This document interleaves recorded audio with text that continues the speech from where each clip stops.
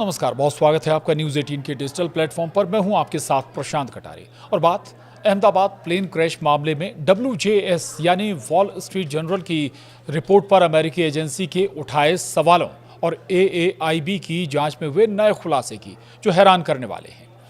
Ahmedabad plane crash पर सामने आई media reports को लेकर अमेरिकी agency US national transportation safety board यानी NTSB की अध्यक्ष जेनिफर हुमेंडी ने कहा है कि जो बातें सामने आई हैं वो सिर्फ अटकलें लगाने वाली हैं।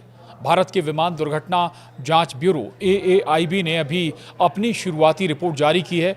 ऐसी जांच में समय भी लगता है।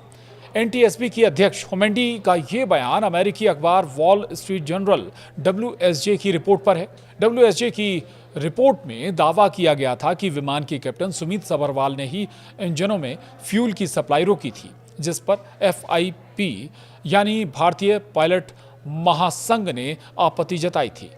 US national transportation safety board की अध्यक्ष के बयान पर भारतीय पायलट महासंघ की तरफ से कहा गया है कि इससे पश्चिमी मीडिया को चेतावनी मिलेगी। दरअसल WSJ ने बताया था कि यह खुलासा दोनों पायलटों के बीच बातचीत की कॉकपिट रिकॉर्डिंग से हुआ है।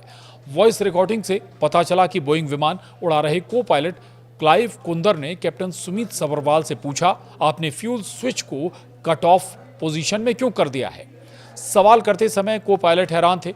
उनकी आवाज में घबराहट थी, जबकि कैप्टन सुमित शांत नजर आ रहे थे। भारतीय पायलट महासंघ FIP के अध्यक्ष कैप्टन CS रंधावा ने NTSB के इस बयान का स्वागत किया और कहा कि इससे पश्चिमी मीडिया को चेतावनी मिलेगी, जो बिना पुख्ता आधार के कहानियां छापता है। उन्होंने ये भी कहा कि हमारी अपनी जांच प्रक्रिया है और हमें इसकी अंतिम रिपोर्ट का इंतजार करना चाहिए।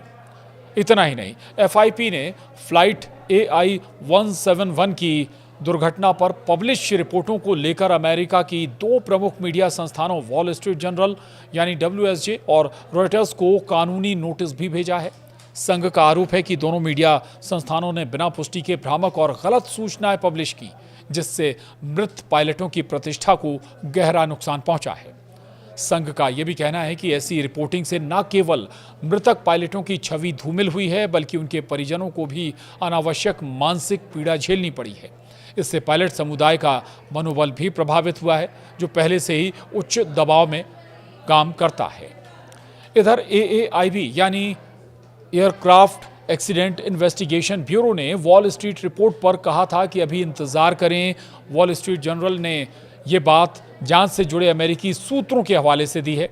इसके बाद एयरक्राफ्ट एक्सीडेंट इन्वेस्टिगेशन ब्यूरो यानी AAIB ने कहा कि सभी लोग अंतिम रिपोर्ट आने का इंतजार करें। जांच अभी चल रही है और अभी किसी नतीजे पर पहुंचना सही नहीं होगा।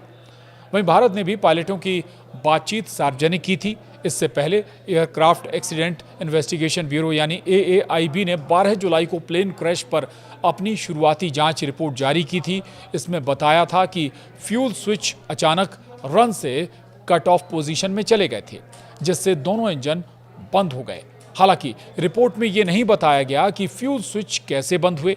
AAIB की रिपोर्ट में बताया गया कि कॉकपिट वॉइस रिकॉर्डर पर एक पायलट को दूसरे से ये पूछते हुए सुना गया कि उसने फ्यूल क्यों बंद कर दिया। दूसरे पायलट ने जवाब दिया कि उसने ऐसा नहीं किया।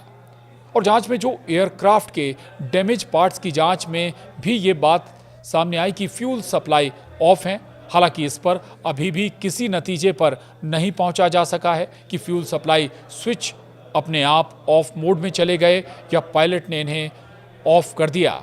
चूँकि जो अब तस्वीर सामने आई, यानी कि जो AAIB जांच कर रही है, उसमें जो इक्विपमेंट्स हैं या जो डैमेज या कहें जो एयरक्राफ्ट का जो मलबा है, उसमें जो स्विच वाला हिस्सा है वो ऑफ नज़र आ रहा है। और यहीं से ये सवाल भी खड़ा होता है कि ये अपने आप स्विच ऑफ हुआ या फिर इसे किसी ने स्विच ऑफ कर दिया। बहरहाल जांच अभी भी जारी है, जिसमें अभी और लंबा वक्त लग सकता है। आपको याद दिला दें कि 12 जून को अहमदाबाद से लंदन जा रही flight AI-171 flight take off के 32 सेकंड के बाद ही एक मेडिकल हॉस्टल की इमारत से जा टकराई थी, जिसमें कुल 270 लोगों की मौत हो गई थी, जबकि फ्लाइट में सवार एक पैसेंजर की जान बच गई थी। और चूंकि इसमें 1 लाख लीटर से ज़्यादा एयर टरबाइन फ्यूल भरा हुआ था, जिससे ये हादसा और ज़्यादा भयानक हो गया था और हादसे के तुरंत बाद ही ये फ्लाइट आग के गोले में तब्दील हो गई थी। लेकिन हमें हादसे की जो असल वजह हैं या एक्चुअल कारण है, रीज़न है, उसको जानने के लिए थोड़ा और इंतज़ार करना होगा, चूँकि AIB की जांच अभी भी चल रही है और ये जांच जब तक पूरी नहीं हो जाती है तब तक किसी भी नतीजे पर पहुंचना जल्दबाजी होगी। नमस्कार।